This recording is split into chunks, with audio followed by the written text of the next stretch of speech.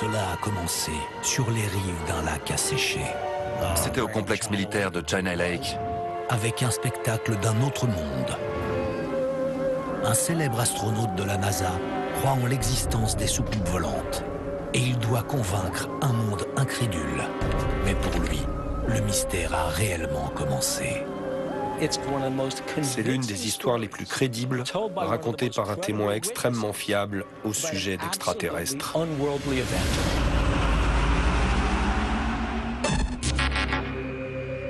C'est un jour comme les autres à la base aérienne Edwards. Edwards, cleared for takeoff. Mais ici, la routine n'existe pas. Plusieurs projets top secrets ont vu le jour à la base aérienne Edwards. Le capitaine Gordon Cooper est un pilote d'essai hors pair. Il se retrouve aux manettes d'appareils dernier cri. Il faisait partie de ces hommes qui voulaient repousser les limites et voler toujours plus vite. Il se prépare à tester un nouveau système d'atterrissage dans le lit d'un lac asséché près du désert californien. Il envoie 2 photographes, James Bittick et Jack Gettis, installer l'équipement de prise de vue sur la rive.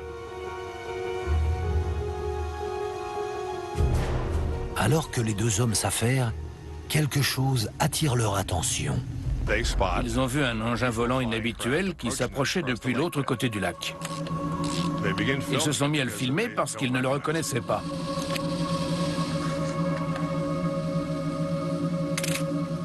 L'engin sort un train d'atterrissage du type tripode, descend et se pose sur le lit du lac, tandis que les 2 hommes filment et prennent des photos.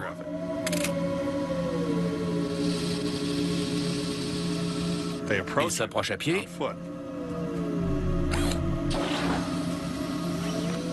L'engin redécolle, rentre son train d'atterrissage et disparaît à l'horizon.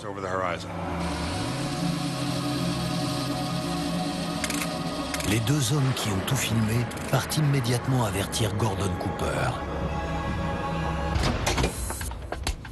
Ce sont 2 durs à cuire difficilement impressionnables.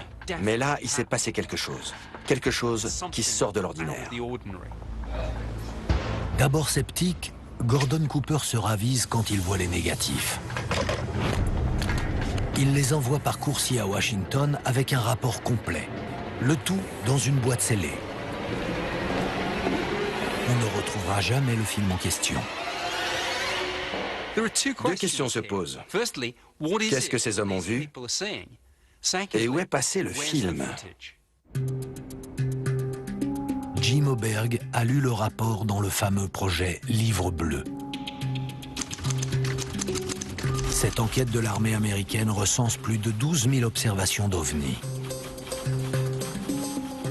Le rapport figure dans le livre bleu. On lui a assigné un numéro. C'est la même date et les mêmes témoins, et vous pouvez vous en procurer une copie sur microfiche aux Archives nationales. En revanche, le rapport original de Gordon Cooper ainsi que le film qui l'accompagnait ont mystérieusement disparu. Il ne reste que quelques photos très floues. Pourtant, les 3 hommes n'ont jamais varié dans leur version des faits. Le rapport qu'avait rédigé Gordon Cooper à l'époque était on ne peut plus clair.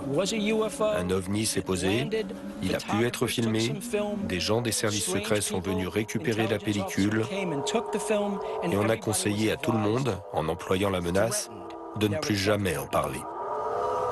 Pourquoi le film a-t-il provoqué une réaction aussi vive? Certains pensent que l'engin était un appareil expérimental classé top secret et qu'il ne fallait pas qu'il en soit fait mention. Il faut savoir qu'à cette époque, l'armée américaine planchait effectivement sur la conception d'une sorte de soucoupe volante. Grâce à des essais en soufflerie, on cherche à évaluer les caractéristiques aérodynamiques lors du décollage, du vol stationnaire et du vol en marche avant. Le centre de gravité de l'Avrocar se situe... L'Avrocar était un engin volant qui ne ressemblait à aucun autre. En gros, l'Avrocar, c'était un gros ventilateur avec une coque ronde autour. On ne voyait ni les ailes, ni les pales. Tout était interne. Donc, quiconque l'aurait vu se serait forcément dit « Je viens de voir un ovni ». L'Avrocar ressemble étrangement à ce que les deux photographes ont vu ce jour-là.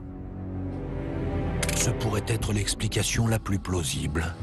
La question qui se pose, c'est est-ce que l'Avrocar fonctionne? L'Avrocar n'a jamais marché. Ça n'a jamais dépassé le stade de l'aéroglisseur. Il a peut-être décollé à 1 mètre du sol, mais il restait incontrôlable. D'après ce qu'on sait, l'Avrocar n'était ni en mesure de voler de cette façon, ni de tenir une telle distance. D'un point de vue technologique, il n'était pas au point, et il a été abandonné à la fin des années 50. En résumé, l'Avrocar n'était pas capable de faire ce que les deux photographes ont décrit. Jim Oberg pense néanmoins que la description originale a été déformée au fil des ans. L'histoire a évolué avec le temps. Elle a été enrichie à force d'être racontée. Les anecdotes de ce genre sont tellement enjolivées pour mettre en valeur celui qui les raconte qu'elles finissent par être vraiment très éloignées de la réalité. En se basant sur le rapport du livre bleu, Jim Oberg estime que ce que les deux hommes ont vu, c'est un ballon météorologique. Les témoignages de l'époque indiquent clairement que l'engin dérivait avec le vent. Or, il a été aperçu quelques minutes après le largage d'un ballon destiné à préparer des essais de vol. Mais les deux témoins ont rejeté d'un bloc cette explication. D'autres également trouvent cette explication un peu trop facile. On ne peut pas remettre en cause le témoignage de Gordon Cooper. Un homme de son rang, excellent pilote et astronaute, n'a pas douté une seule seconde de l'origine extraterrestre de ce qu'il avait vu. J'ai réussi à entrer en contact avec Gettys, l'un des photographes.